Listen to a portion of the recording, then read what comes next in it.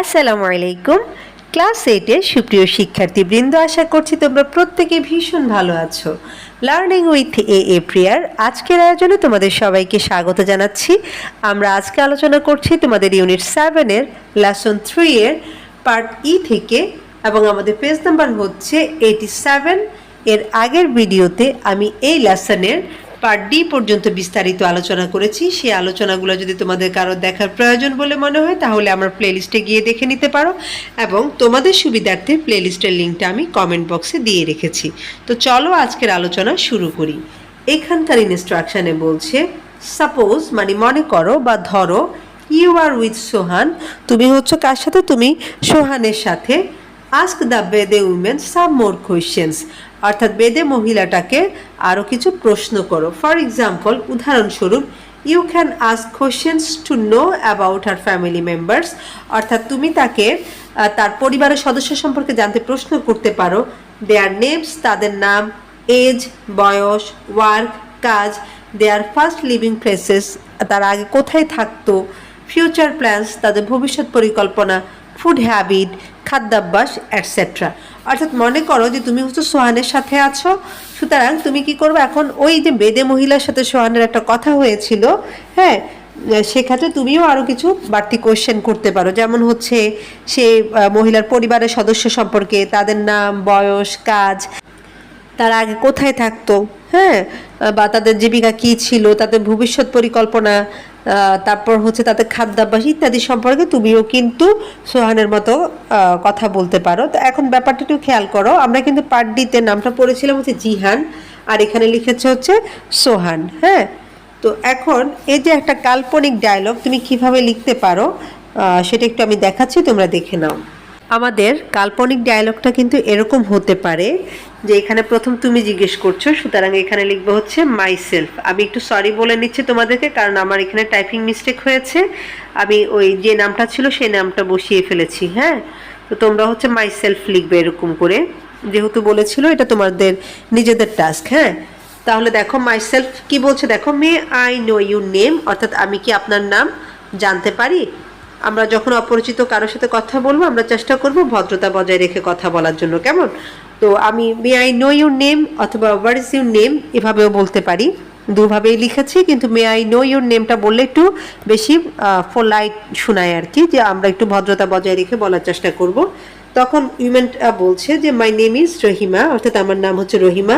তারপরে তুমি আবার তাকে প্রশ্ন করছো যে হাউ ওল্ড আর ইউ, মানে আপনার বয়স কত। সে বলছে আই এম 30 ইয়ার্স ওল্ড, আমার বয়স 30 বছর।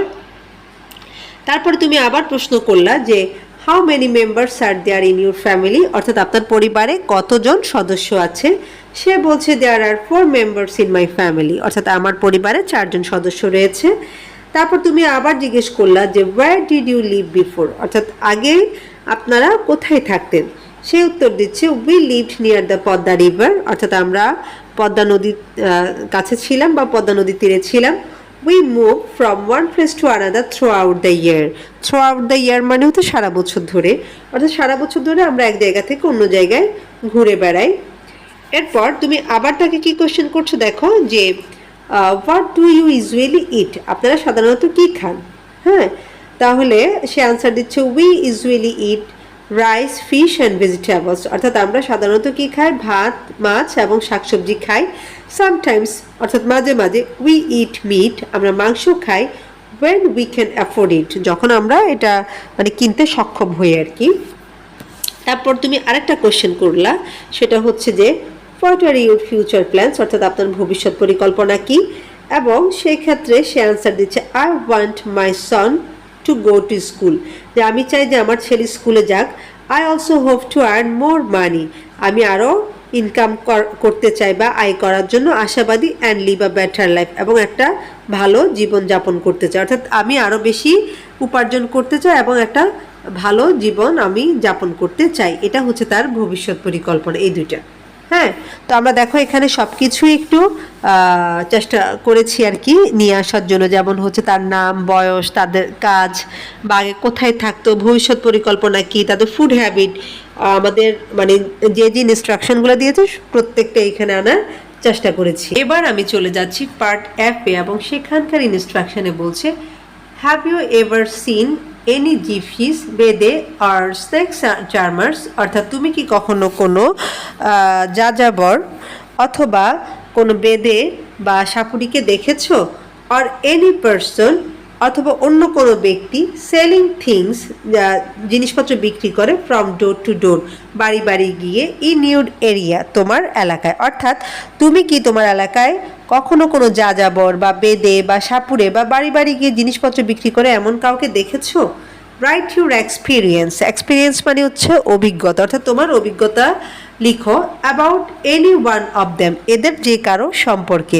অর্থাৎ তুমি যদি এই যে যাযাবর বেদে সাপুড়ে বা যারা হচ্ছে বাড়ি বাড়ি গিয়ে জিনিস বিক্রি করে এরকম কাউকে যদি দেখে থাকো বা এই ধরনের অভিজ্ঞতা যদি তোমাদের থেকে থাকে তাহলে সেটা নিয়ে লেখার জন্য বলছে। এখন আমাদের এই ধরনের অভিজ্ঞতা কম বেশি সবারই আছে, কারণ আমাদের প্রত্যেকের এলাকায় নিশ্চয়ই সাপুড়িরা কোনো না কোনো সময় গিয়েছে বা বেদে সম্প্রদায়ের কেউ না কেউ গিয়েছে।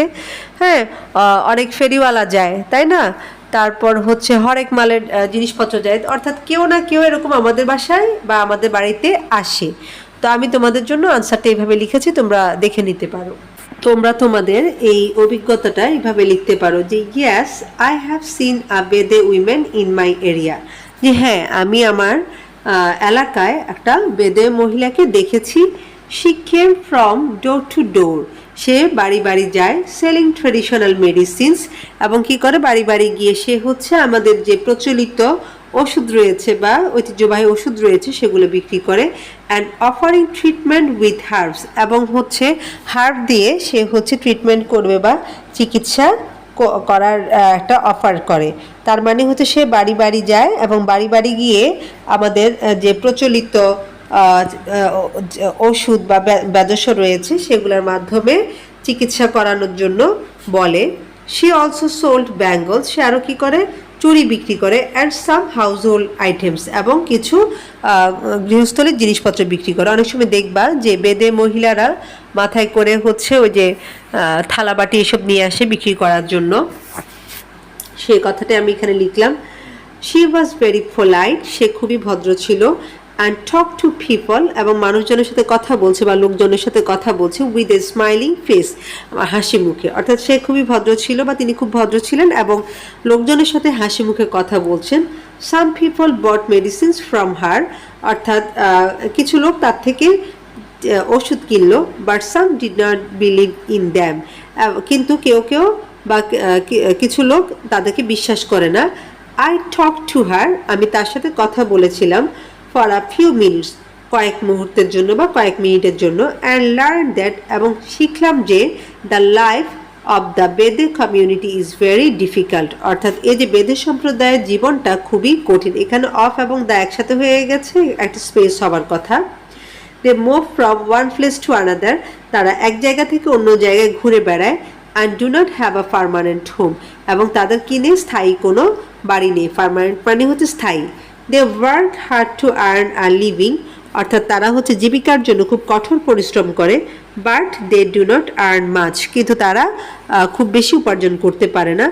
I felt sympathy for her, আমার তার জন্য কি হয়, দয়া হয় বা একটা মানে সিম্পেথি আছে আমার তার জন্য। And wished her family a better future, এবং তার পরিবারের জন্য একটা ভালো ভবিষ্যতের আশা করি বা দোয়া করি।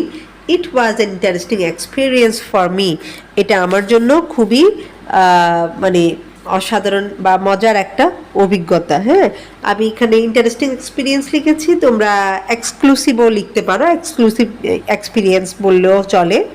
তো এইভাবে করে লিখতে পারো। আমি খুব শর্টলি লিখেছি।